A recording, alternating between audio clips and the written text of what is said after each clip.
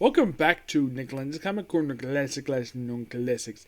This episode number 1971 and Doubleshot number 1865. Now I got some issues of Leech Lost, an issue of Teen Titans, an annual, an issue of Superboy, and also a trade for Batman Streets of Gotham, along with talking about some backer features for that one. Let's get started. Alright, now, we'll first talk about issue 8, which is simply basically part of, it's a prologue to The Cutting.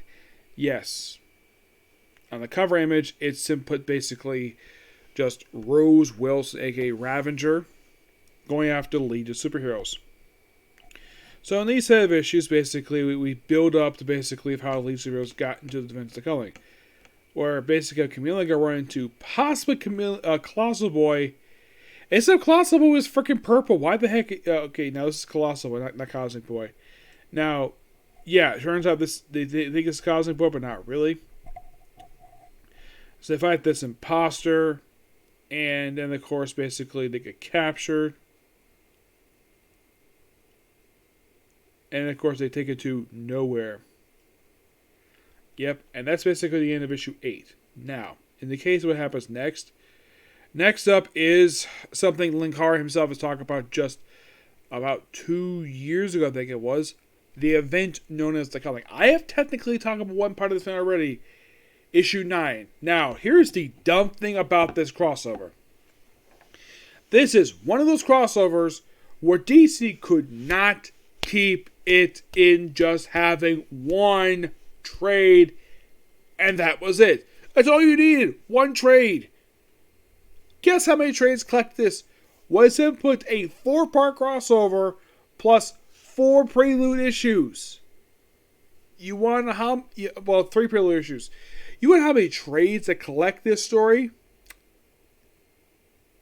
5. 5 trades. You have The Culling, Teen Titans, Superboy, and Legion of Super-Heures. We had to put the individual issues in there, and of course, like in the case of what I heard from Amazon's Attack, put a text recap to explain what the heck happened. And here's the weird thing about the Teen Titans Annual number 1. It's only collected in one trade, just The Culling. And that was it. No, seriously. That was basically it when it comes to story. Now, I'm sure for a lot of people, like, oh, we get more things. Now, this is not the only crossover DC did this for.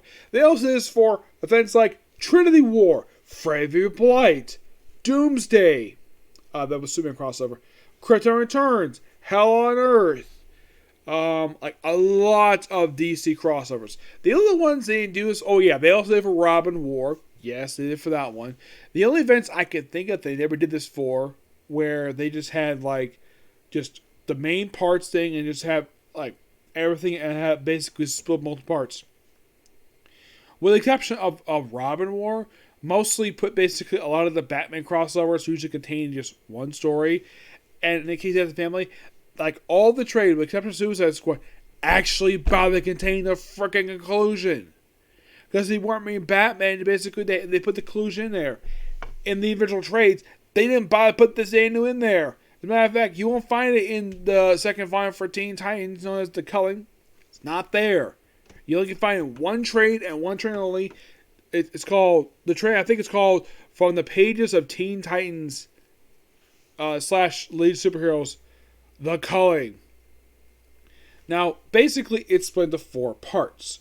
The first part being Teen Titans and number 1, which in actuality was actually, if you think about it, when it was called Teen Titans, this was actually I believe this definitely was the first. This was part 1. Part 2 was in Superboy number 8. Well, actually more like Superboy volume 6, number 8. Part 3 was in Legion Lost number 9, not volume number 9. And of course the conclusion was in Teen Titans volume 4, number 9. Now, pretty much in the way, like I just mentioned, Linkara did a whole month reviewing this whole crossover. A crossover that really was necessary. And plus, I do agree with the opinion on this. If you want to do a crossover, fine, between Teen Titans League of Superheroes, done before.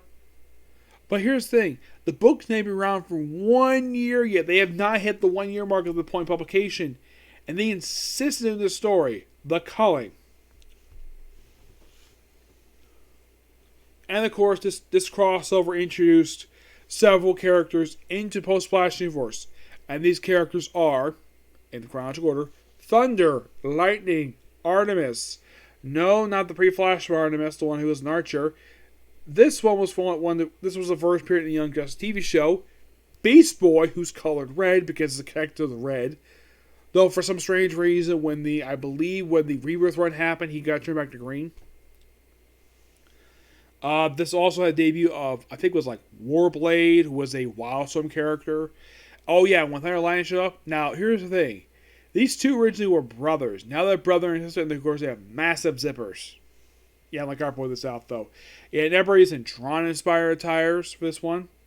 Now, the coloring itself, they probably took inspiration. Now, at the time when this came out, I didn't have much opinion on this one at all. I read it because it happened.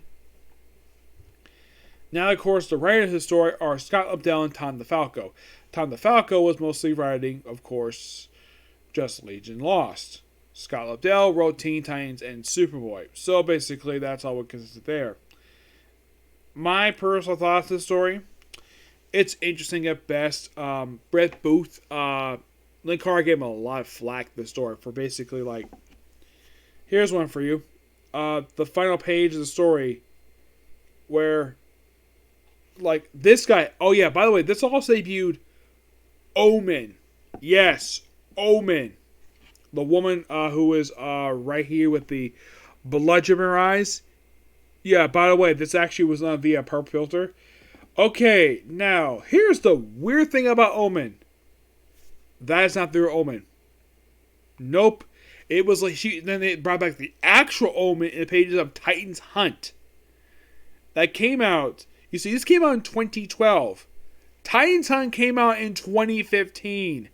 3 years later.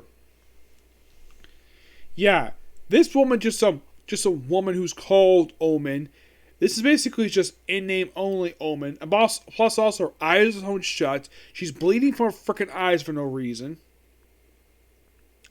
Now, if you're a longtime fan of the Teen Titans, you're probably upset with the fact Omen is treated like this. Thank God, Dan, now they basically fixed this where this is a completely different character. Yeah, completely different character. Yeah, that's not a joke. That seriously is true. Oh yeah, this also brought about debut of a new group known as the Ravengers. Me.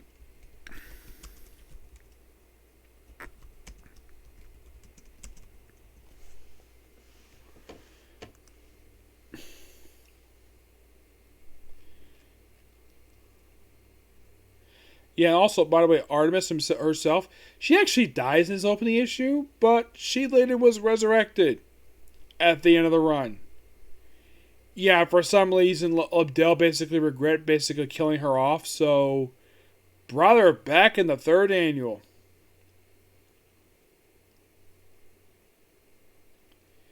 Yeah, seriously.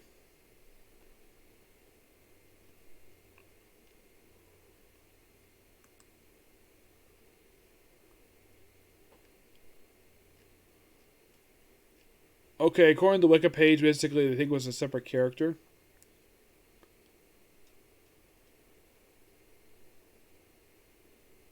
So, yeah, I was definitely correct. Basically, everything associated with her in this story was completely retcon. Yeah. Though at the end of the story, all the all the kids were taken by Nowhere, were freed, and, well, they basically were all forgotten about. Nowhere, the organization himself, it doesn't really do anything at all. Not really. Harvest himself would return after this one. Yeah, he will return in that third annual for Teen Titans. How? Don't know how, but he does. Actually, no, he does not return there. He returns after this in the pages of Legion Lost, and the Ravagers, which of course basically ended with that book ending with the Ravagers basically being, well, all of them except for Beast Boy and Terra being taken by frickin' Deathstroke. The group themselves were virtually disbanded, and they were pretty much never seen again. No, not really.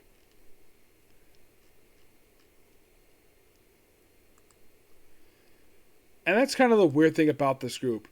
They just pretty much disappeared. Like, as soon as their series wrapped up, well, they did appear in a flashback for Superboy 19. But that was the last thing, because here is the weird thing about this. Like, Caitlin Fairchild, which of course was retconned at the end of, well, the Ravager book. Apparently she was a clone.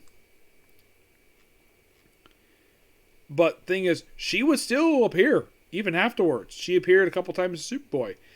After the Ravagers ended, she popped up in the pages of Batgirl. Yep. And she also appeared for I think it was a backup story for Convergence The Question.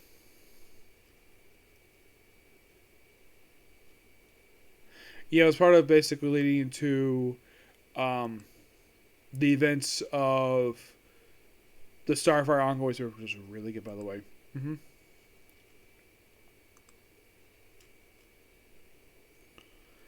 Yeah, that's one thing kind of bad about the conclusion of the story, is that, well, in the case, basically what happened after the story, the Teen Titans can head to Monster Island. The lead superheroes, in the very next story arc, by the way, they get pretty much sent to an altered future. Yeah, I thought they weren't, but they kind of were in a ways. With issue 10. Yes, so they go back to the future, but it's a different future where it's a scorched earth future. Oh, and they even have the old lead superheroes headquarters. Yeah, thanks to a time bubble they got from the events of the culling, they have to go back to the future. Except apparently lead superheroes are dead, and so we're in the white uniforms of the crossover. So they figure out basically what to do, and of course they figure out apparently they were killed, and there was a mystery who apparently killed them. Of course, we kind of flashback to present day with people in the military of the past. So they go back in time to figure out what the heck happened. Yeah, it's only like one issue, and yeah, one issue in the future. It's almost like they went to the wrong future, possibly. But they did go back to the past. Mm-hmm. And most of they basically fights up present day for a few issues. And issue 0, by the way, is a pretty much new backstory for Timberwolf. Yeah, that's real all it is. Yep. Also, Wildfire in issue number 11, his helmet gets cracked. And he's going to explode soon.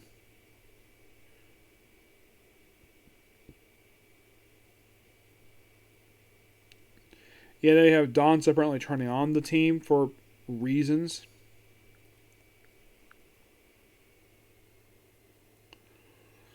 Yeah, basically he kind of be a part of the seams. And then pretty much for the final few issues of the series, well, they fight some one-shot character like Cosmic Butcher.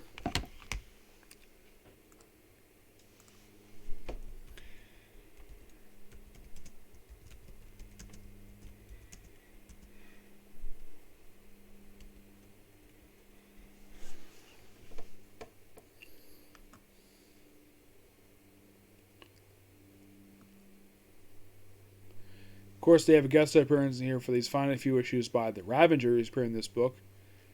Yeah.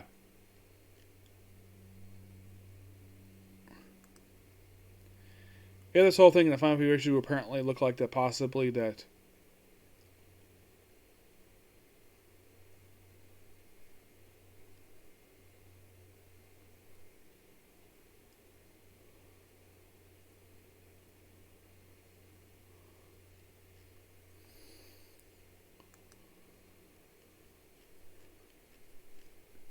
but he was definitely here for the rest of the book until the book's conclusion.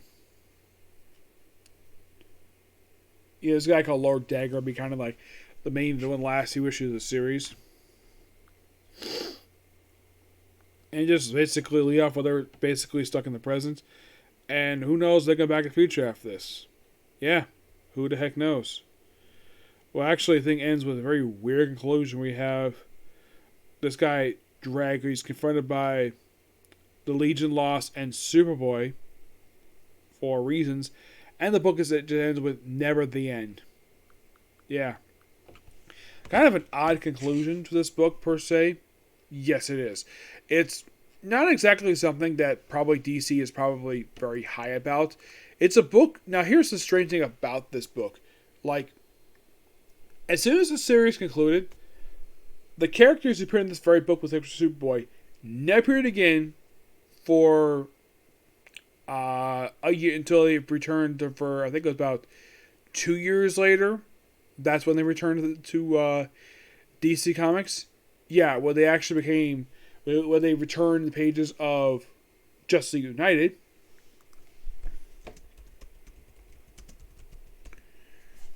And, well, then here's something kind of weird. After that, the Legion Brothers weren't seen again for about 4 years until they popped up in the pages of Superman when Bendis wrote. Except basically, this was a completely this is another rebooted version of the team, which people think of as the Bendis version of the roster. Mostly, yes. But yeah, that's pretty much what happened with it.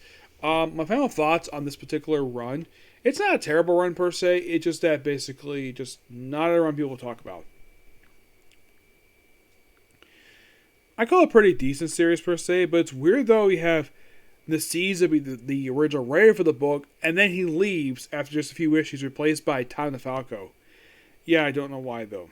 It's kind of weird.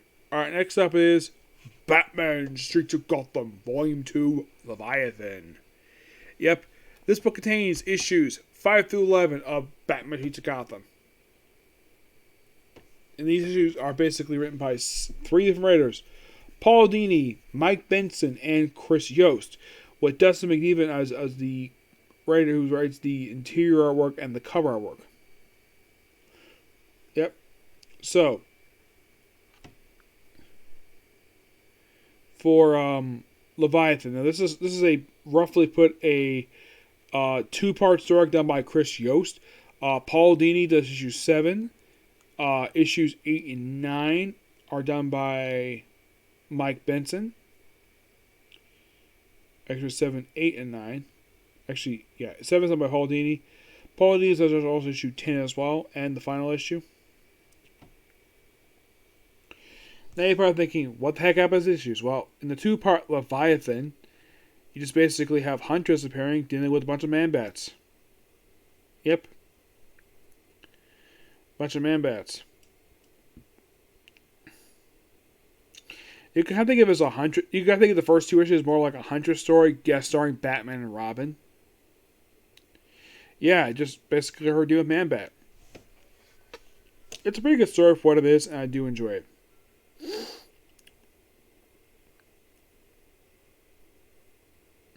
Then we have In the Bleak Midwinter, which has Robin, and we have Batman and Robin basically deal with a snowstorm in Gotham City. Yep. And they deal with a guy who basically just like a Santa gangster. It's also more like a Christmas issue in the way. But here's the thing, this is only issue number 7. Yeah, 7 of the series. You have a Christmas issue. Yep, they do various other stuff. And apparently have a fight scene happen that leads into the next issue. By the way, love the cover artwork here by Dustin Even. Yep.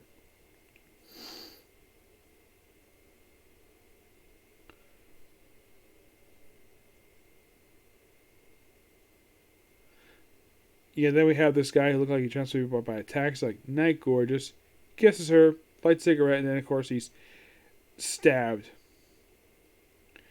And of course Batman investigates it too with Commissioner Gordon.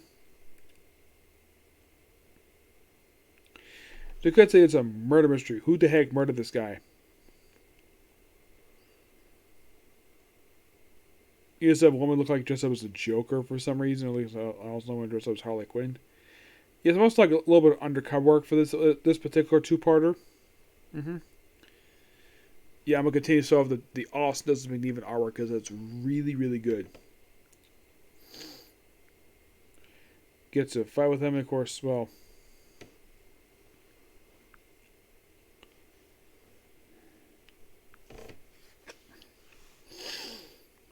And of course, deals with these other people, and of course, well, yeah, a bunch of other stuff happening here. And of course, the guy is taken down. Then we have, well, a fight club. Yes, a freaking fight club. You have Harvey, look, not Harvey Bullock, it's like somebody else. Just punching a wall there.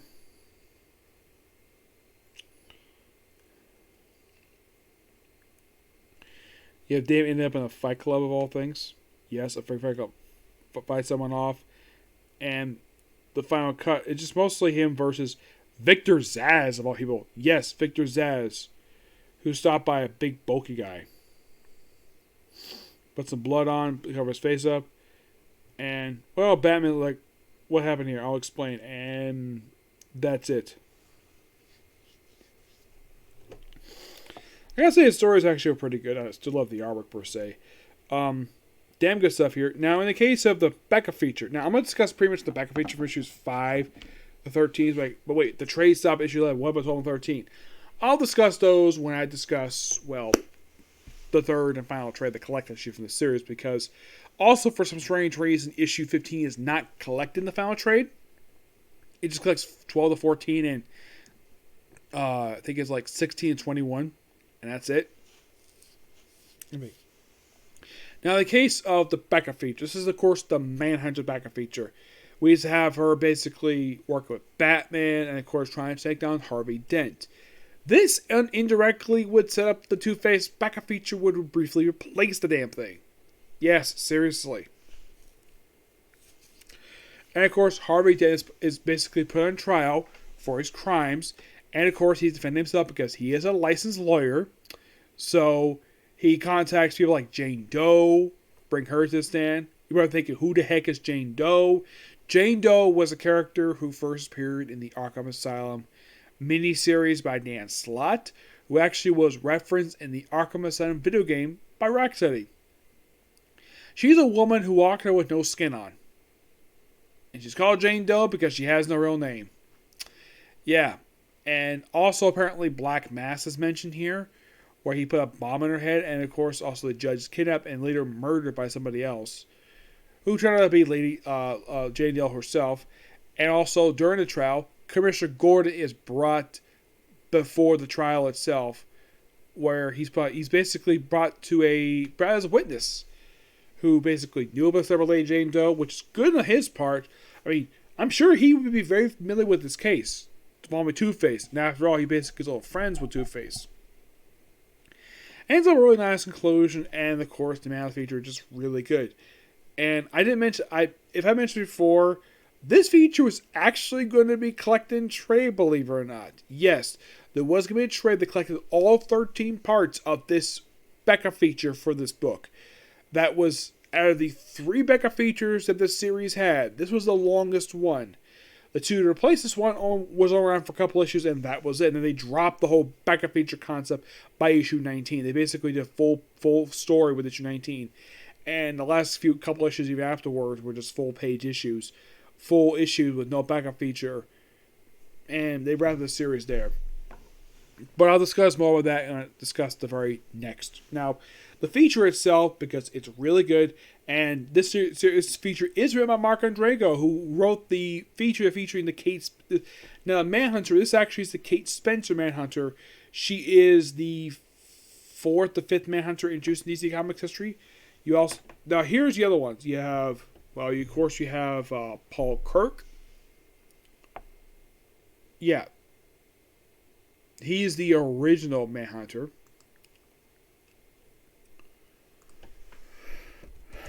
And no, this character has nothing to do with, well, he has nothing to do with Martian Manhunter. Here are your original Manhunters. You have Dan Richards, Paul Kirk, Mark Shaw, Paul DeKirk, Chase Lawler, of course, was also a clone. There's basically been 1, 2, 3, 4, 5, 6. There have been 7. Yes, 7. 7 people who took the name of Manhunter. Yep, 7.